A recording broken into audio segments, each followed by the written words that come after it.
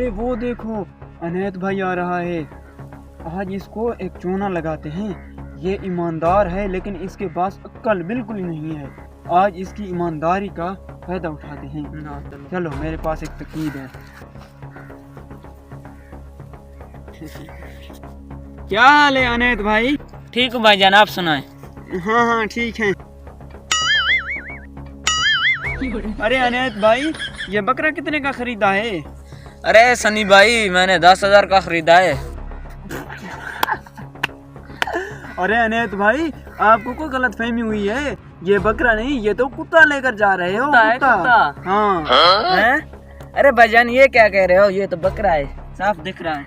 अरे भाई गौर से देखो, अपनी आंखें खोल के देखो, ये बकरा नहीं ये कुत्ता है, कुत्ता। हाँ भाईजान गौर से देखो, ये तो बकरा नहीं कुत्ता है यार।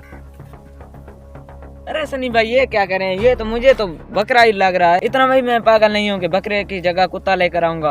अच्छा, हम दो लोग झूठ बोल रहे हैं और आप सच बोल रहे हैं। अनैत भाई कुछ तो ख्याल करें यार।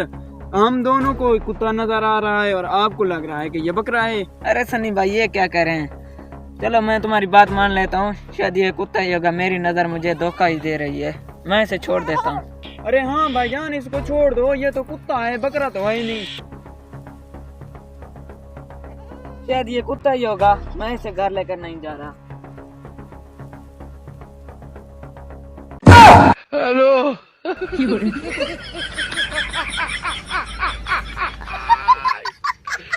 Hola, Carlos. Hello.